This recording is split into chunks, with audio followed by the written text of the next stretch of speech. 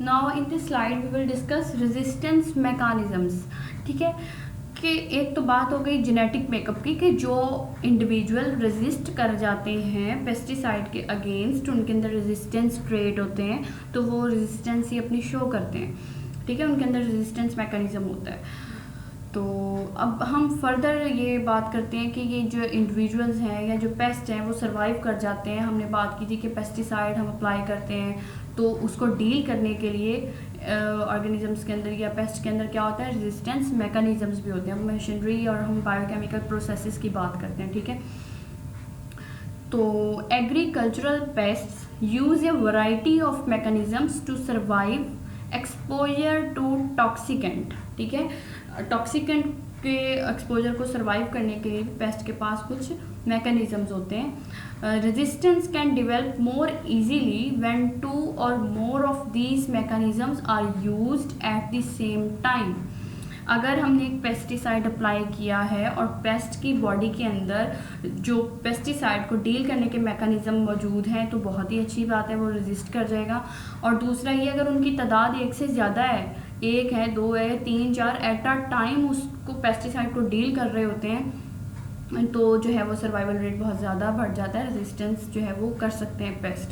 अब एक एग्जांपल देखें इस रेजिस्टेंस मैकेनिज्म की। जस्ट एक एग्जांपल यहाँ पे डिस्कस हो रही है, मेटाबॉलिक डिटॉक्सिफिकेशन, एंजाइमेटिक रिएक्शन है ये। ठीक है, मेटाबॉलिक डिटॉक्सिफिकेशन मैमल्स के अंदर भी आप जानते हैं कहाँ पर हो रही होती है, लिवर में हो रही होती है। For example cytochrome P450 enzymes हैं ये। ठीक है, ये एक एंजाइम की फैमिली है।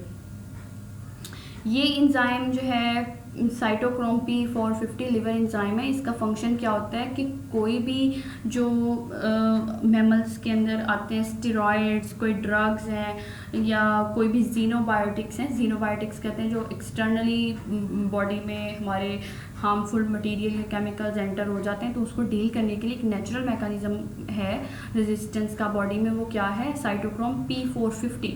ये तमाम मैमल्स में होता है। ठीक है, रूडेंट पेस्ट है या जितने भी मैमल्स की बाकी कैटेगरीज हैं उसमें ये साइटोक्रोम P450 एक नेचुरल मैकेनिज्म मतलब होता है। ठीक है, अब इसका ये फर्दर इस डायग्राम्स में जस्ट सिंपली डिटेल में तो नहीं जाएंगे, ये देख सकते हैं कि आप साइटोक्रोम P450 लिवर एंजाइम है यहाँ पर। अब कोई भी अल्कोहल या इन्वायरमेंटल टॉक्सिन्स, हमारी जो बेसिक थिंग है यहाँ पर वो टॉक्सिन्स हैं, केमिकल्स हैं या ड्रग कोई भी आती हैं, तो उसको डील करने के लिए बॉडी में क्या होता है कि P450 एंजाइम मौजूद है। ये क्या करता है, कोई भी जीनोबायोटिक्स या केमिकल्स आ रहे हैं ऑक्सीडेशन करवाता है। ये जो भी इनका मैकेनिज्म है कि ये सारा एज आ एंटीऑक्सीडेंट काम करता है, और जितने भी वो आए थे बाहर से ये टॉक्सिन्स, ड्रग्स वगैरह, उनको क्लियर कर देता है हमारी बॉडी में से, उसको एक्सक्रीट आउट करने के लिए उसको रेडी करता है। और क्या कर रहा है कि ये जो हमारे टॉक्सिक एंटर हो गए हमारी बॉडी में, उनको न्यूट्रलाइज्ड कर रहा है, मतलब कि उसका इफेक्ट कैंसिल कर रहा है। और इसके बाद फेज़ 2 में चले जाएं, ये भी डिटॉक्सिफिकेशन है कि न्यूट्रलाइज्ड टॉक्सिन्स जो है वो फैट सॉल्युबल होते हैं। फैट्स ये यहाँ पे फैट सॉल्युबल है। टॉक्सिन प्रिपेयर्ड फॉर एक्सक्रीशन, ये सारा जो भी इनका क्योंकि हम इसके डिटेल में नहीं जाएंगे, ये लीवर का मैकेनिज्म ऑफ डिटॉक्सिफिकेशन है, तो इसका ये सारा मतलब हम कह लें कि लीवर के अंदर P450 एक एंजाइम है जो कि डील कर रहा होता है हमारे पेस्टिसाइड को, केमिकल्स को, जो भी जीनोबायोटिक्स हैं, और उसकी फाइनल प्रोडक्ट क्या बन जाती है, टॉक्सिन प्रिपेयर्ड फॉर एक्सक्रीशन। उसको बॉडी में से, इसका पूरा मैकेनिज्म आप देख सकते हैं कि टॉक्सिन आया है, उसने पहले उसे न्यूट्रलाइज्ड कर दिया, मतलब उसका कोई जो साइड इफेक्ट है वो हमारी बॉडी में शो ऑफ नहीं होगा, सिम्टम्स नहीं आएंगी, वो उसको होने नहीं देगा, और फिर उन न्यूट्रलाइज्ड टॉक्सिन को वो कन्वर्ट कर देगा एक्सक्रीशन के लिए, कि हमारी बॉडी से एक्सक्रीट आउट हो जाए without causing any damage in the machinery of the body. ठीक है, वो जो है बाइल या इंटेस्टाइन में रिलीज हो जाएगा, एंड देन वाटर सॉल्युबल जो होंगे वो यूरिन और किडनी के थ्रू एक्सक्रीट आउट हो जाएंगे, और जो ये इंटेस्टाइन और बाइल के साथ हैं ये वेस्ट मटेरियल, फिकल वेस्ट के साथ रिलीज हो जाएंगे। तो ये आप देख सकते हैं कि एक रेजिस्टेंस मैकेनिज्म की एग्जांपल है कि मेटाबॉलिक डिटॉक्सिफिकेशन हमारे लीवर में हो रही होती है, और कौन करवा रहा होता है, P450, क्योंकि हम रूडेंट पेस्ट या वर्टिब्रेट पेस्ट की बात कर रहे हैं तो उसमें मैमल्स की हमने बात की थी कि रूडेंट्स हैं, वाइल्ड बोर है या बर्ड्स जितने भी आगे हैं वर्टिब्रेट, उनके अंदर ये ज़रूर होगा P450, साइटोक्रोम P450 इंजाइम। ठीक है, ये जो है वो ये मेटाबॉलिक डिटॉक्सिफिकेशन करता है पेस्टिसाइड की, पेस्ट के अंदर। Number 2, reduced sensitivity at target site. कुछ मैकेनिज़म्स थे हमने डिस्कस किए जो कि पेस्ट के अगेंस्ट रेजिस्टेंस जो है वो डेवलप करवाते हैं, उसको न्यूट्रलाइज करवा देते हैं, हमारे कोई भी केमिकल्स जो है वो पेस्ट को अगर अटैक करता है। उसके बाद है reduced sensitivity at the target site. Target site मतलब कि जहाँ पर पेस्टिसाइड ने जाके उसको टारगेट करना है, अटैक करना है, उस साइट के अंदर ही रिड्यूस्ड सेंसिटिविटी क्रिएट हो जाती है, मतलब कि वहाँ पे उसका कोई असर ही नहीं होता, इनइफेक्टिव हो जाता है वो पेस्टिसाइड उस टारगेट साइट पर जब जाकर अटैक करता है। इसकी एग्जांपल है कि मॉडिफिकेशन आ गई है, टारगेट साइट होती है पेस्टिसाइड की एसिटाइल कोलिन एस्टिरेज, ये एक एंजाइम है। ये एंजाइम है, इसका फंक्शन क्या होता है कि ये जो एसिटाइल कोलिन, सिंपली जो आप इसका फंक्शन जानते हैं एसिटाइल कोलिन का, कि वो न्यूरोट्रांसमीटर के तौर पे काम करता है। न्यूरोट्रांसमीटर क्या होता है कि एक नर्व से दूसरे नर्व पे जो मैसेज को ट्रांसफ़र करना होता है, हम उसको सिंपली बोलते हैं नर्व इम्पल्स। नर्व इम्पल्स की ट्रांसमिशन करवाता है एसिटाइल कोलिन। ठीक है, तो लेकिन जितना मैसेज कन्वे करना है कि एक नर्व पोटेंशियल जितना भी था उसको दूसरे तक पहुंचाना है, उसके बाद एसिटाइल कोलिन को रोकना होता है, उसको स्टॉप कर देना होता है, उसको रिमूव करना होता है कि जितनी एक्टिविटी करवानी है सिर्फ उतनी करे, बाकी फिर वो जो है बाद में उसको स्टॉप कर दे, रिमूवल कर दे, ताकि अनकंट्रोल्ड मैसेज आगे फॉरवर्ड ना हो। तो ये एंजाइम होता है एसिटाइल कोलिन एस्टिरेज, जो कि कंट्रोल कर रहा होता है किसकी एक्टिविटी को, एसिटाइल कोलिन। या आप इस डायग्राम में देखें कि ये एक नर्व इम्पल्स है, ठीक है, प्री साइनेप्टिक मेम्ब्रेन है, और नर्व है, ये प्री साइनेप्टिक मेम्ब्रेन, और ये जो दूसरी है ये पोस्ट साइनेप्टिक मेम्ब्रेन, और ये जो स्पेस है क्या कहलाती है, साइनेप्टिक क्लेफ्ट। ये सिंपल मैकेनिज्म है नर्व इम्पल्स ट्रांसमिशन का, कि जो इस नर्व में मैसेज है, ये देख सकते हैं कि आप, ठीक है, इसने आगे ट्रांसफ़र होना है दूसरे नर्व में। ठीक है, तो ये आप देख सकते हैं कि ये जो है मैसेज किसकी फॉर्म में आता है, ये एसिटाइल कोलिन या न्यूरोट्रांसमीटर्स हैं। ठीक है, मैसेज इन्होंने आगे उसको कन्वे कर देना है। तो अब होता क्या है कि ये न्यूरोट्रांसमीटर मैसेज को इधर इस नर्व से इस नर्व में ट्रांसफ़र कर देते हैं, जितना कि करना होता है। उसके बाद इसको रोकने के लिए, इसको ख़त्म करने के लिए यहाँ से एसिटाइल कोलिन को, ये आप देख सकते हैं कि ये स्काई ब्लू कलर के आपको ये बॉल्स नज़र आ रहे हैं थोड़े से। ठीक है, यहाँ पे भी मेंशन किया हुआ है कि ये जो स्काई ब्लू कलर के बॉल्स हैं, डॉट्स हैं, ये क्या हैं, ये एंजाइम है एसिटाइल कोलिन एस्टिरेज, ये यहाँ पर मौजूद है। जब तक एक्टिविटी करनी है एसिटाइल कोलिन ने वो करेगा, उसको बाद में रिमूव करने के लिए यहाँ से यहाँ पर ये एसिटाइल कोलिन एस्टिरेज मौजूद है। ये क्या करता है, ये ब्रेक डाउन कर देता है, इन सबको ख़त्म कर देता है। वो दोबारा से जनरेट हो जाते हैं लेकिन जब ज़रूरत होती है। तो मतलब हम कह सकते हैं कि एसिटाइल कोलिन एस्टिरेज एंजाइम जो है ये कंट्रोल कर रहा होता है नर्व इम्पल्स की ट्रांसमिशन को, एसिटाइल कोलिन को भी कंट्रोल कर रहा है जो कि न्यूरोट्रांसमीटर है। लेकिन अब आप देख सकते हैं कि ये जो रेड कलर के जितने भी सारे डॉट्स यहाँ पे शो किए हुए हैं, ये हमारा क्या है, पेस्टिसाइड। अब ये पेस्टिसाइड है और इसकी टारगेट साइट आप देख सकते हैं कि ये जाके किसके साथ बाइंड हो गए, ये ब्लू कलर के जो हमारा एंजाइम है एसिटाइल कोलिन एस्टिरेज, जो कि एक्टिविटी क्या कर रहा है कि उसने एसिटाइल कोलिन को कंट्रोल करना है कि वो सिर्फ कंट्रोल्ड फॉर्म में मैसेज ट्रांसफ़र करे। हमारा जो ये पेस्ट का सारा नर्वस सिस्टम है उसने उसको कंट्रोल किया हुआ है, मैसेजिंग को कंट्रोल किया हुआ है, कम्युनिकेशन को उसके अंदर कंट्रोल किया हुआ है। कम्युनिकेशन के ऊपर ही डिपेंड कर रहा है हमारा ये मैमल्स का, ये जो भी ऑर्गेनिज्म है उसका सारा का सारा central nervous system, peripheral nervous system. तो वहाँ पे नर्व इम्पल्स ही काम कर रही होती है। मसल कॉन्ट्रैक्शन भी करवानी है तो आपको पता है वहाँ पे सबसे पहले क्या आती है, नर्व इम्पल्स आती है, जहाँ पे एसिटाइल कोलिन रिलीज होते हैं, फिर मसल कॉन्ट्रैक्शन होती है, रिलैक्सेशन होती है। तो हमारी बॉडी का या पेस्ट जो है उसकी बॉडी का ईच एंड एवरीथिंग जो फंक्शन है वो कौन परफॉर्म कर रहा होता है, ये हमारा CNS ऑब्वियसली उसमें इम्पॉर्टेंट रोल है, उसका बेसिक रोल है। तो ये जो हम पेस्टिसाइड अप्लाई करते हैं पेस्ट को कंट्रोल करने के लिए, उनका फंक्शन ही ये होता है कि उन्होंने उसके किसी ना किसी बेसिक मैकेनिज्म को जाकर डिस्टर्ब कर देना होता है, फाइनली डेथ काज करवानी होती है।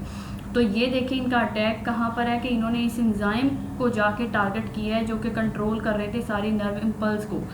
अब क्या होता है कि जब ये इसके साथ बाइंड कर जाते हैं तो ये एसिटाइल कोलिन जो है पेस्ट के अंदर, ये पेस्टिसाइड की मैं आपको एक्टिविटी बता रही हूँ कि पेस्टिसाइड क्या करता है, इस एसिटाइलिन कोलिन एस्टिरेज पर जाके बाइंड कर देता है और इसकी एक्टिविटी को रोक देता है कि ये जो एसिटाइल कोलिन बने थे इनको ब्रेक डाउन नहीं होने देता। और जब ये ब्रेक डाउन नहीं होंगे तो अनकंट्रोलेबल मैसेज एक नर्व से दूसरे नर्व तक जाता है। अनकंट्रोल्ड बॉडी में जो मसल की कॉन्ट्रैक्शन होती है, सारे के सारे फंक्शंस ही अनकंट्रोल्ड हो जाएंगे जब हमारी नर्व इम्पल्स ट्रांसमिशन बेहतर नहीं होगी और डिस्टर्ब हो जाएगी।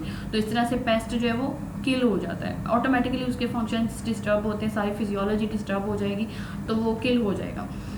तो अब आप देख सकते हैं कि किस तरह पेस्टिसाइड कितने यूज़फुल है पेस्ट को कंट्रोल करने के लिए, कि किस तरह से जाके उसके किस टारगेट पे उन्होंने उसको टैकल किया है। लेकिन अब आप पेस्ट के अंदर देखें कि क्या हो गया, reduced sensitivity at the target site. ये जो टारगेट साइट है एसिटाइल कोलिन एस्टिरेज पेस्ट जो है उनके अंदर क्या है कि उन्होंने इसमें मॉडिफिकेशन कर दी है, इनकी सेंसिटिविटी में मॉडिफिकेशन आ गई है कि कह लें कि ये भी जेनेटिक बेसिस में ही होगा उनके, कि यहाँ पर जब आके वो बाइंड करेगा तो इस एंजाइम के ऊपर वो इनइफेक्टिव हो जाएगा, इसकी सेंसिटिविटी ये उसको जो है कह लें कि कोई असर ही नहीं होगा उसके ऊपर। तो ये भी पेस्ट का एक मैकेनिज्म है पेस्टिसाइड को ओवरकम करने के लिए कि वो अपने जो टारगेट साइट है उसको ही मॉडिफाइड कर लेते हैं, उसको ही लेस कह लें कि सुसेप्टिबल कर लेते हैं, उसके ऊपर कोई असर ही नहीं होता। तो इस तरह से भी फिर पेस्ट जो है वो सर्वाइव कर जाते हैं अपना ये मैकेनिज्म यूज़ करके कि वो अपने एसिटाइल कोलिन की एक्टिविटी को उस एंजाइम को मॉडिफाई कर लेते हैं। ठीक है, जाहिर सी बात है एंजाइम है, प्रोटीन इन नेचर है, इसकी सिंथेसिस कौन कर रहा है, जीन्स कर रहा है। तो जीन्स के अंदर ये सारी इन्फॉर्मेशन मौजूद होती है कि मतलब मैंने आपको पहले ही बताया था हम ये मैकेनिज्म स्किन के अंदर पढ़ रहे हैं जो कि रेजिस्ट कर जाएंगे। ठीक है, तो जो रेजिस्ट करने वाले इंडिविजुअल्स होते हैं उनके अंदर ये सारी प्रॉपर्टीज़ मौजूद होती हैं कि वो रेजिस्ट किस तरह कर रहे हैं, उनके जीन्स में ही रेजिस्टेंस ट्रेट है कि किसी ना किसी तरह उन्होंने पेस्ट को पेस्टिसाइड के अगेंस्ट सर्वाइव करवाना है। एक हमने रेजिस्टेंस मैकेनिज्म पढ़ लिया साइटोक्रोम P450 का जो कि लिवर के अंदर है, वो मेटाबॉलिक डिटॉक्सिफिकेशन कर रहा था केमिकल्स की। सेकंड हमने पढ़ लिया कि किस तरह जो है वो पेस्ट जो है वो अपने टारगेट साइट को लेस सेंसिटिव कर देते हैं, लाइक एसिटाइल कोलिन एस्टिरेज को उन्होंने जो है वो मॉडिफाई कर लिया है, modifies the structure of acetylcholinesterase so that it is no longer affected by the pesticide.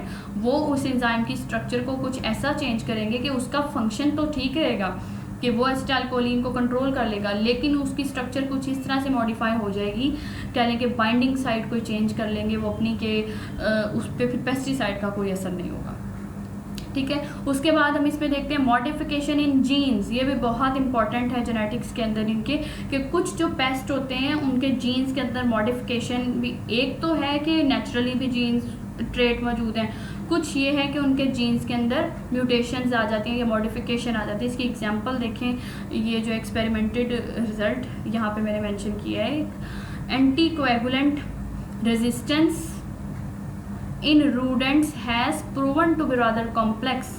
ठीक है, हमने बात की थी कि हम केमिकल कंट्रोल में कुछ जो थे वो एक्यूट पॉइजन्स यूज़ कर रहे थे, कुछ जो है वो हम एंटीकोएगुलेंट यूज़ कर रहे थे। ठीक है, क्रॉनिक मतलब कि जो एक ही डोज में अफेक्ट नहीं करते लेकिन काफ़ी हद तक कंट्रोल कर लेते हैं।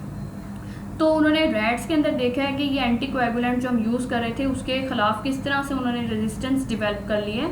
The major cause of resistance in Norway rats appears to be mutations on the VKOR genes which affects the vitamin K metabolism. अब इन्होंने क्या किया है कि ये जो जीन्स हैं VKOR जीन्स, ये रैट्स के अंदर मतलब रूडेंट्स के अंदर ये जीन्स मौजूद होते हैं, मैमल्स के अंदर भी होंगे ये जीन्स। इस जीन का फंक्शन क्या होता है कि विटामिन K के मेटाबॉलिज्म को कंट्रोल कर रहा होता है। हम सिर्फ अभी बात करें कि इसकी VKOR जीन्स की, ये कंट्रोल करता है विटामिन K की सिंथेसिस को, उसकी प्रोडक्शन को। ठीक है, उसके मेटाबॉलिज्म को कंट्रोल कर रहा होता है। लेकिन जो हम पेस्टिसाइड कंट्रोल करने के लिए अप्लाई करते हैं लाइक एंटीकोएगुलेंट, जैसा कि वारफेरिन हमने रैट्स को दे दिया पेट में मिक्स करके, मतलब हमने पेस्टिसाइड अप्लाई कर दिया। अब वो वारफेरिन एंटीकोएगुलेंट है, उसका फंक्शन क्या होता है कि वो आके इस VKOR जीन्स पे ठीक है, विटामिन के रिडुक्टेज इस एंजाइम को कहते हैं, इसके ऊपर आके अटैक करता है और इसकी एक्टिविटी को सुप्रेस कर देता है कि ये विटामिन के का मेटाबॉलिज्म डिस्टर्ब कर देता है और विटामिन के बनता ही नहीं है। तो फिर क्या होता है, जब विटामिन के नहीं बनता, प्रोथ्रोम्बिन थ्रोम्बिन में कन्वर्ट नहीं होता, एंड देन फाइब्रिनोजिन फाइब्रिन में कन्वर्ट नहीं होता, ब्लड क्लॉटिंग नहीं होती और पेस्ट जो है वो डेथ हो जाती है उसकी।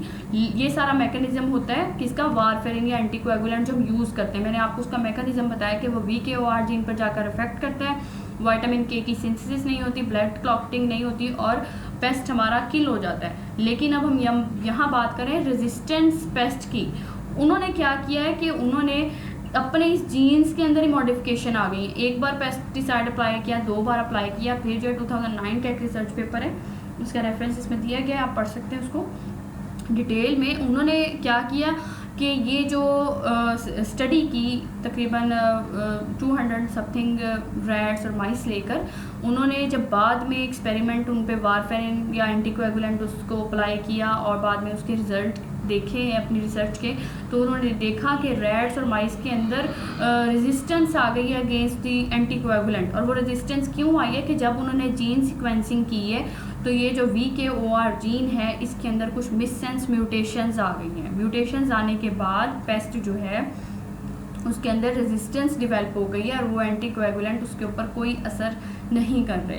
तो ये सारे जेनेटिक बेसिस के साथ ही रिलेट कर रहे हैं। मैकेनिज्म भी जो कि साइटोक्रोम P450 है कि वो भी काफ़ी एडवांस्ड है और ये मॉडिफाइड एसिटाइलकोलिन एस्टिरेज एंजाइम, इसका सारा आपको फंक्शन बता दिया कि किस तरह से ये न्यूरोट्रांसमीटर को कंट्रोल कर रहा होता है। और फिर जब पेस्टिसाइड उसके ऊपर आ जाते हैं तो वो किस तरह से उसको स्टॉप कर देते हैं। लेकिन पेस्ट जिनके अंदर रेजिस्टेंस है वो इस एंजाइम की स्ट्रक्चर को ही चेंज कर लेते हैं कि पेस्टिसाइड का कोई असर ही ना हो। उसके बाद देखा जीन्स के अंदर जो हमारा वारफेरिन है एंटीकोएगुलेंट पेस्टिसाइड है वो इन जीन के ऊपर जाके अटैक करता था ताकि विटामिन के ना बने। लेकिन जो रेजिस्टेंट रूडेंट्स हैं या रैट्स हैं उनके अंदर क्या हुआ है कि इस जीन के अंदर ही मॉडिफिकेशंस आ गई हैं, म्यूटेशंस आ गई हैं, जिसकी वजह से अब उनके ऊपर इस पेस्टिसाइड का या वारफेरिन या एंटीकोएगुलेंट का कोई असर नहीं होता। Pesticide resistance prevention and management, हमने जितनी भी ऊपर स्लाइड्स डिस्कस की उसमें देखा कि पेस्ट के अंदर रेजिस्टेंस क्या चीज़ होती है और वो रेजिस्टेंस उनके अंदर डेवलप क्यों हो जाती है। कुछ जो है वो एक्सटर्नल फैक्टर्स थे जिसमें हमने बात की थी कि पेस्ट मैनेजमेंट जो कर रहा है मैनेजर, उसी के कुछ फॉल्ट्स हैं जो हम कंट्रोल प्रैक्टिसेस कर रहे हैं। और बाकी जब वो उनके अंदर रेजिस्टेंस डेवलप हो जाती है तो वो क्या उनकी जेनेटिक बेसिस क्या है, उनके मैकेनिज्म्स क्या थे। अब पेस्ट ने रेजिस्टेंस डेवलप कर ली है, नाउ हम अब मेथड देखेंगे कि कैसे उसको प्रिवेंट करना है, क्या मैनेजमेंट हम कर सकते हैं कि अपने जो हम पेस्टिसाइड अप्लाई कर रहे हैं या अपने क्रॉप्स को बचाने के लिए हम क्या कर सकते हैं, क्या रेजिस्टेंस जो डेवलप हो रही है उसको ओवरकम करना है। डिवेलपिंग आ रेजिस्टेंस मैनेजमेंट प्लान, अब हमने एक प्लान भी डेवलप करना है कि पेस्टिसाइड के अगेंस्ट पेस्ट के अंदर रेजिस्टेंस डेवलप ना हो। अब इसके लिए हम क्या कर सकते हैं, first of all number 1 focus on the paste. हमने कोई भी अगर क्रॉप्स हैं या फील्ड है अपना कोई भी स्टार्ट किया है तो हमने अब उसमें बाद में अगर कोई पेस्ट है तो उसके ऊपर फोकस करना है अपने पेस्ट के ऊपर, ठीक है, कि पेस्ट की बायोलॉजी क्या है। बायोलॉजी में पेस्ट की क्या आता है, उसके सारे बिहेवियर आ जाते हैं कि उसकी माइग्रेशन पीरियड कब है, उसका रिप्रोडक्टिव ब्रीडिंग सीजन कौन सा है और वो इमिग्रेशन है माइग्रेशन क्या है। हम जब पेस्ट की बायोलॉजी जानते होंगे, ठीक है, तो हम उसको कंट्रोल कर सकते हैं, ठीक है। बायोलॉजी का हमें नॉलेज होगा तो हम अगर उसका ब्रीडिंग सीज़न है तो हम अपनी पेस्ट को जो है क्रॉप्स को जो है उसके ब्रीडिंग सीज़न से पहले ही हार्वेस्ट कर लेंगे, हम टाइम चेंज कर लेंगे, ठीक है, और उनकी ब्रीडिंग साइट्स जो लोकेशन है उनको ख़त्म कर देंगे। हम काफ़ी जब हमें बायोलॉजी का पता होगा पेस्ट की तो हम उसको नॉन केमिकल मेथड्स के बगैर ही ओवरकम कर सकते हैं, कंट्रोल कर सकते हैं कि कहाँ पर पेस्ट का डिस्पर्सल हमें पता हो कि कहाँ पर पेस्ट मौजूद है। हमने सिर्फ अपने क्रॉप एरिया में पेस्ट को नहीं देखना कि वहाँ पर पेस्ट है, हमने फिर पेस्ट को देखना होता है कि अपने क्रॉप एरिया के अलावा पेस्ट का क्या क्या शेल्टर है, कहाँ कहाँ पर मौजूद है उसका डिस्पर्सल, तो हम उसको वहाँ पर भी कंट्रोल करेंगे ताकि वो माइग्रेट ना करें हमारे क्रॉप्स में, ठीक है। एक तो रेजिस्टेंस मैनेजमेंट प्लान का फर्स्ट पॉइंट हो गया फोकस ऑन द पेस्ट, हमने पेस्ट पे फोकस करना है उसकी बायोलॉजी पे। सेकंड है कंसीडर अल्टरनेटिव, हमने बात ये की थी कि ये जो इंटीग्रेटेड पेस्ट मैनेजमेंट है उसकी रियल बैकबोन यही है कि हमने नॉन केमिकल मेथड यूज़ करने, जिस हद तक पॉसिबिलिटी है हमने केमिकल यूज़ नहीं करने, नॉन केमिकल मेथड्स के साथ उसको कंट्रोल करना है।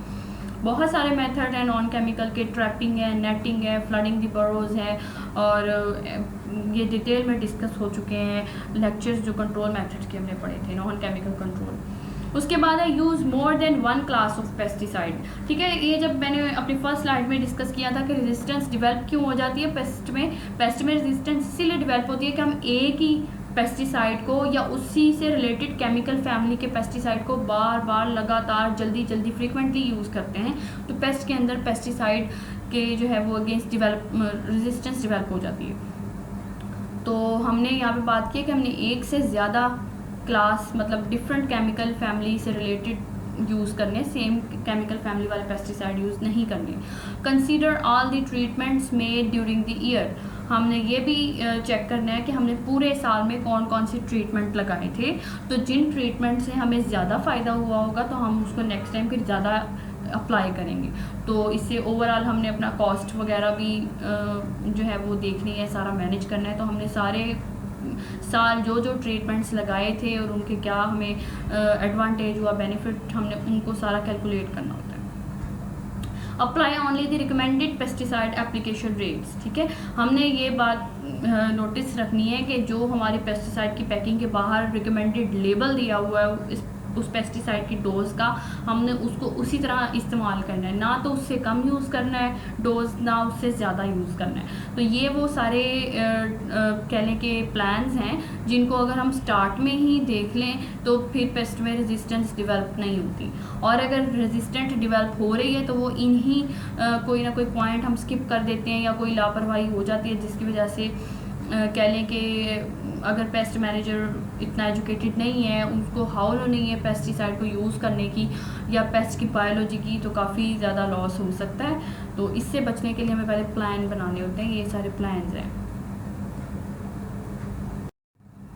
नाउ अब हमने प्लान कुछ किए थे पेस्टिसाइड को यूज़ करने के लिए, ठीक है, और हमने काफ़ी जो है वो डिस्कस कर लिया कि कैसे हमने रेजिस्टेंस को कंट्रोल करना है, उसको स्टॉप करना है। तो यहाँ पे कुछ टैक्टिक्स हैं रेजिस्टेंस मैनेजमेंट टैक्टिक्स के, क्या हम टूल्स या कह लें कि टेक्नोलॉजी सिस्टम अपना यूज़ कर सकते हैं इसको कंट्रोल करने के लिए पेस्ट की रेजिस्टेंस को। Number 1, mixtures of pesticides with different mode of actions or mechanisms of resistance। अब क्या है कि हम एट अ टाइम एक पेस्टिसाइड यूज़ करते थे तो उस पेस्टिसाइड के अगेंस्ट जो है वो रेजिस्टेंस डेवलप हो जाती थी। ठीक है, तो अब हमने क्या करना है अपने पेस्ट की रेजिस्टेंस को कंट्रोल करने के लिए कि ये मसला ना बने कि पेस्ट उस पेस्टिसाइड के अगेंस्ट रेजिस्टेंस डेवलप कर ले, तो इसको ओवरकम करने के लिए अब हम क्या करेंगे, मिक्सचर्स यूज़ करेंगे, मिक्सचर्स ऑफ पेस्टिसाइड। ठीक है, और अब इसमें हमने ये बात ध्यान रखनी है कि ये जो हम पेस्टिसाइड का मिक्सचर बना रहे हैं उसके अंदर हम एक पेस्टिसाइड या दो, जितने भी हम मिक्सचर में एक या दो ही यूज़ करते हैं, तो वो जो हम मिक्सचर बना रहे हैं उसके अंदर जितने भी कंपोनेंट हैं, पेस्टिसाइड ए या पेस्टिसाइड बी, मतलब दो पेस्टिसाइड हैं, तो वो दोनों पेस्टिसाइड का मोड ऑफ एक्शन डिफरेंट होना चाहिए। ठीक है, कि वो उनका एक्टिविटी कैसे वो जाके एक्ट करते हैं, एक्शन अपना परफॉर्म करते हैं बॉडी के अंदर पेस्ट की, वो डिफरेंट होना चाहिए। ठीक है, क्योंकि पेस्ट जो है वो एक पेस्टिसाइड के मोड ऑफ एक्शन को ओवरकम कर लेगा लेकिन दूसरे को तो नहीं करेगा। और मैकेनिज्म्स ऑफ रेजिस्टेंस, ठीक है, हर जो हम पेस्टिसाइड यूज़ कर रहे हैं उसका उस पेस्ट की बॉडी में डिफरेंट मैकेनिज्म यूज़ करता हो। ठीक है, इसको हम सिंपली ऐसे भी कह सकते हैं कि जो मिक्सचर के अंदर हम पेस्टिसाइड यूज़ कर रहे हैं वो क्रॉस रेजिस्टेंस ना डेवलप करते हो। क्रॉस रेजिस्टेंस में हमने स्टार्टिंग में पढ़ा था कि क्रॉस रेजिस्टेंस कैसे डेवलप हो जाती है, एक पेस्टिसाइड सिर्फ यूज़ किया था और उसकी रेजिस्टेंस बन गई, और अगली बार हमने एक ऐसा पेस्टिसाइड यूज़ किया जो पहले कभी दिया ही नहीं था लेकिन फिर भी पेस्ट के अंदर रेजिस्टेंस डेवलप हो गई। वो किस वजह से हुई थी कि उसका मोड ऑफ एक्शन सेम था, केमिकल फैमिली सेम थी, उसको डील करने के लिए मैकेनिज्म ऑफ रेजिस्टेंस भी पेस्ट की बॉडी के अंदर वही था। ठीक है, और फ्रीक्वेंटली और कंटिन्यूसली हमने उस एक ही दिया था। तो इस वजह से अब हम मिक्सचर ऑफ पेस्टिसाइड तो यूज़ कर रहे हैं, लेकिन उस मिक्सचर के जो कंपोनेंट है पेस्टिसाइड, उनका मोड ऑफ एक्शन डिफरेंट होना चाहिए, उनके अगेंस्ट जो रेजिस्टेंस का मैकेनिज्म है वो डिफरेंट होना चाहिए, वो केमिकल फैमिली उनकी डिफरेंट होनी चाहिए, तो उनकी टारगेट साइट भी डिफरेंट होनी चाहिए पेस्ट के अंदर, ताकि अगर एक उसको उसके न्यूरोट्रांसमीटर पे जाके एक्ट कर रहा है तो दूसरा बाइंडिंग साइट, उसकी टारगेट साइट जो है वो कोई और होनी चाहिए, बॉडी का लिवर हो सकता है या कोई जो भी इसके एंजाइम्स हैं कोई और एंजाइम को डिस्टर्ब करता हो जिसकी वजह से उसकी बॉडी का नॉर्मल फंक्शन ख़राब हो जाए और डेथ हो जाए। तो ये बहुत ही कह लें कि यूज़फुल मैनेजमेंट के स्ट्रेटजी है जो हम यूज़ कर सकते हैं कि पेस्टिसाइड अगर हम दे रहे हैं तो हम उसको मिक्सचर की फॉर्म में देंगे। अब इस पॉपुलेशन में आप देखें, mixture of individuals resistant to one of two insecticide की एग्जांपल यहाँ पे दे दिए, या पेस्टिसाइड की हम बात करेंगे क्योंकि हम जनरल बात कर रहे हैं पेस्टिसाइड की। अब ये जो कलर यूज़ किया हुआ है ना, एक ब्लू यूज़ किया है और एक आर यूज़ किया हुआ है, सॉरी रेड यूज़ किया हुआ है। ये कलर जो यूज़ किया हुआ है ब्लू और रेड, ये रेजिस्टेंस शो कर रहा है पेस्टिसाइड की, दो पेस्टिसाइड के लिए। अब आप देख सकते हैं जिनके अंदर ब्लू कलर है वो एक पेस्टिसाइड के अगेंस्ट रेजिस्टेंस डिवेल्प है, उसके अंदर जो दूसरा कलर है ना रेड वाला वो नहीं है। मतलब अगर आप ये देखें कि ये एक इंडिविजुअल है आर, ये शो कर रहा है कि ये रेजिस्टेंट है, ठीक है, लेकिन ब्लू कलर में शो किया हुआ है, तो इसका मतलब है ब्लू कलर हम कह देते हैं कि हमारा पेस्टिसाइड नंबर 1 है, और जो रेड कलर शो है वो पेस्टिसाइड नंबर 2 है। ये देखिए यहाँ पे शो भी किया हुआ है कि एप्लीकेशन ऑफ पेस्टिसाइड 1 जो हम यूज़ करें वो ब्लू कलर का है, जो दूसरा नंबर 2 यूज़ करें वो रेड है। तो अब आप इस पॉपुलेशन में देखें, फोकस करें ध्यान से कि ये एस वाले जितने भी हैं, कलर पे अभी नहीं जा रहे, हम एस की बात कर रहे हैं कि वो ससेप्टिबल हैं, और जो आर वाले जितने भी हैं, ये हो गया, ये हो गया, ये वाला हो गया, ये रेजिस्टेंट हैं, ठीक है, लेकिन रेजिस्टेंट हैं ब्लू कलर वाले के लिए, मतलब एक पेस्टिसाइड के लिए, और ये वाले आर रेजिस्टेंट, फुली रेजिस्टेंट है, डोमिनेंट है, आर रेड में है, तो मतलब ये दूसरा पेस्टिसाइड के लिए इनके अंदर रेजिस्टेंस है, लेकिन जो हम ये केमिकल नंबर 1 दे रहे हैं उसकी रेजिस्टेंस इनके अंदर नहीं है, मतलब क्रॉस रेजिस्टेंस इनके अंदर नहीं है। और कुछ जो ससेप्टिबल हैं उनके अंदर तो किसी भी पेस्टिसाइड के अगेंस्ट रेजिस्टेंस नहीं है। और आप इसको देख सकते हैं कि ये वाला इंडिविजुअल है तो ये है कह लें कि हेट्रोजाइगस डोमिनेंट, क्योंकि इसके अंदर आर मौजूद है तो इसका मतलब रेजिस्टेंस इसके अंदर है, और वो भी किस पेस्टिसाइड के अगेंस्ट, पेस्टिसाइड नंबर 1, 2 के लिए इसमें नहीं है।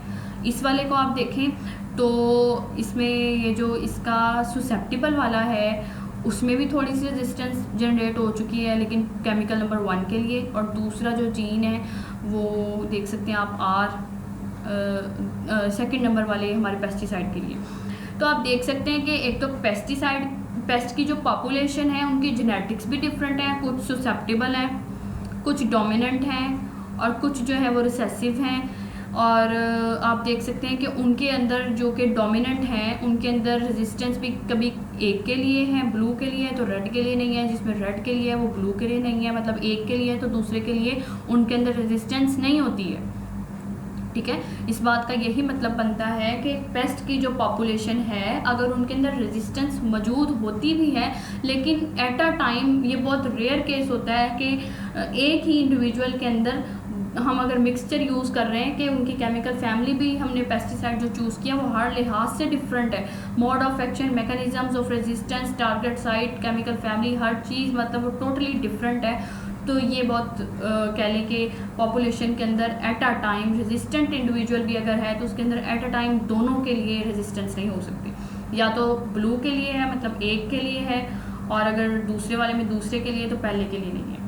तो ये सारी आपने पॉपुलेशन की जेनेटिक्स भी देख ली हैं, और हमने जो पेस्टिसाइड यूज़ करें उसकी क्वालिटीज़ और करैक्टरिस्टिक्स भी देख ली हैं। अब ये जो पॉपुलेशन थी उसके अंदर रेजिस्टेंस है, एक के लिए है या दूसरे के लिए, लेकिन दोनों के लिए नहीं है किसी भी इंडिविजुअल में, बेशक वो डोमिनेंट ही क्यों नहीं है। तो आप देखें एप्लीकेशन ऑफ पेस्टिसाइड 1 और 2, जब हमने वो अप्लाई कर दिया तो अप्लाई होने के बाद क्या हुआ कि ये जो ब्लू वाला था पेस्टिसाइड उसने क्या किया, रिमूव्स रिसेसिव जिसके अंदर ये आर हैं, डोमिनेंट फॉर्म में भी हैं या हेट्रोजाइगस फॉर्म में भी थे, मतलब ब्लू वाले पेस्टिसाइड ने सारे रेड वाले ख़त्म कर दिए क्योंकि उनके अंदर वो क्या कहते हैं पेस्टिसाइड की वो थी ही नहीं रेजिस्टेंस। तो जो हमारा पहला पेस्टिसाइड है नंबर 1 ब्लू वाला, उसने सारे के सारे रेड वालों को ख़त्म कर दिया, ठीक है। तो उनकी पॉपुलेशन ऑटोमेटिकली इसकी भी ख़त्म हो गई। ये जो आर यहाँ पर मौजूद है जीन्स, ये जितने भी आर थे रिसेसिव और डोमिनेंट सारे ख़त्म कर दिए। और जो हमारा दूसरा पेस्टिसाइड था उसने ब्लू वालों को, जिनके अंदर ब्लू के लिए रेजिस्टेंस थी लेकिन रेड के लिए नहीं थी, उन्होंने सारे ब्लू को ख़त्म कर दिया। अब पेस्टिसाइड जो थे उन्होंने सारे जिसके अंदर रेजिस्टेंस डेवलप हो गई थी, एक के लिए नहीं तो दूसरे के लिए नहीं, उन्होंने उन सारे पेस्ट को जो है वो ख़त्म कर दिया। तो आप पॉपुलेशन में देख सकते हैं कुछ सुसेप्टिबल ही बचे। सुसेप्टिबल भी आप देखें कितने सारे थे, 1 2 3 4 काफ़ी सारे हैं। तो सारे के सारे नहीं बचे क्योंकि वो तो ऑलरेडी सुसेप्टिबल है, उनके ऊपर तो कोई पेस्टिसाइड लगाएंगे उन्होंने किल हो जाना है। तो कह रहे हैं कि 100% में से सिर्फ और सिर्फ 2% या 8% सुसेप्टिबल बचे हैं। और पेस्टिसाइड के जो हमने मिक्सचर लगाया था उनको ओवरकम करने के लिए जिनके अंदर रेजिस्टेंस है वो तो सारे ही ख़त्म हो गए हैं, ठीक है। तो आप देख सकते हैं कि ये स्ट्रेटजी कितनी यूज़फुल है कि हमने जो पेस्टिसाइड का मिक्सचर लगाया है वो बिल्कुल डिफरेंट होना चाहिए। उसका मोड ऑफ एक्शन, उसकी टारगेट साइट, उसके मैकेनिज़म्स बॉडी के अंदर वो सब डिफरेंट होंगे। तो किस तरह हम अपने पेस्ट की पॉपुलेशन को कंट्रोल कर सकते हैं, ये यहाँ पर फ्रिक्वेंसी दी हुई है कि किस तरह से हमने इसको कंट्रोल किया, ठीक है। तो इसके लिए हमने जो मिक्सचर लगा रहे हैं इसके आपने एडवांटेज तो देख लिया कि किस तरह से पॉपुलेशन साइज कंट्रोल कर लिया हमने पेस्ट का, और रेजिस्टेंट जो है उनको तो बिल्कुल ही रिमूव कर दिया। अब जब वो सर्वाइव ही नहीं किए हैं तो आगे उनकी पॉपुलेशन फर्दर जो है वो नहीं जाएगी, इतनी इंक्रीज़ नहीं होगी। लेकिन अब जो हम मिक्सचर्स ऑफ पेस्टिसाइड यूज़ कर रहे हैं हमने ये बात ध्यान में रखनी है कि उनका मोड ऑफ एक्शन डिफरेंट हो, उनकी टारगेट साइट्स, उनके लिए जो पेस्ट के अंदर मैकेनिज्म्स हैं वो भी डिफरेंट होनी चाहिए। अगर एक पेस्ट जो है वो एक पेस्टिसाइड से बच जाएगा तो उसे दूसरा वाला किल कर देगा जो उस मिक्सचर के अंदर दूसरा है, जो दूसरे वाले से सर्वाइव कर जाएगा वो पहले वाले से किल हो जाएगा, ठीक है। ये इसका एडवांटेज है।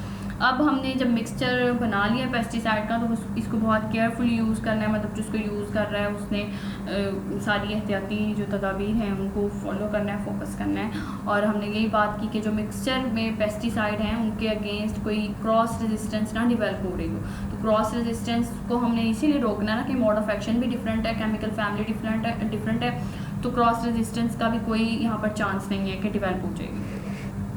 उसके बाद एक अहम और बात आप देखें कि ये जो हम मिक्सचर ऑफ पेस्टिसाइड यूज़ कर रहे हैं उसका जो रेजिडुअल एक्टिविटी है उन दोनों केमिकल की, मतलब केमिकल 1 और 2 दोनों जो हैं इनकी रेजिडुअल एक्टिविटी दोनों की एक जैसी होनी चाहिए।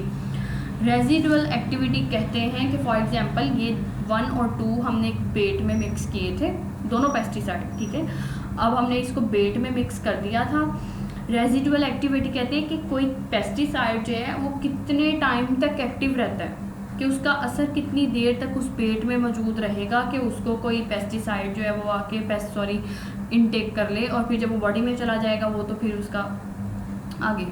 तो रेजिडुअल एक्टिविटी कहते हैं कि कितने टाइम पीरियड में, घंटों के हिसाब से भी हो सकता है या कितने दिन तक हमारा पेस्टिसाइड एक्टिव रहता है। तो वो जो एक्टिविटी है रेजिडुअल एक्टिविटी वो उन दोनों की सेम होनी चाहिए, ताकि क्योंकि अगर डिफरेंट होगी तो जिसकी पहले ख़त्म हो जाएगी एक्टिविटी तो वो जो दूसरा वाला है अगर उसकी रेजिडुअल एक्टिविटी ज़्यादा है तो पेस्ट जो है ना फिर उसके अगेंस्ट रेजिस्टेंस डेवलप कर लेगा। क्योंकि रेजिस्टेंस का एक रूल हमने स्टार्ट में पढ़ा था कि पेस्ट जो होते हैं उनके अंदर रेजिस्टेंस डेवलप होती है तब जब उनके अवेलेबिलिटी हो पेस्ट की। तो जब एक की एक्टिविटी ख़त्म हो जाएगी, एक ही रह जाएगा ना, तो फिर उनके अंदर चांसेस है कि दूसरे के अगेंस्ट उनके अंदर रेजिस्टेंस डेवलप हो जाएगी।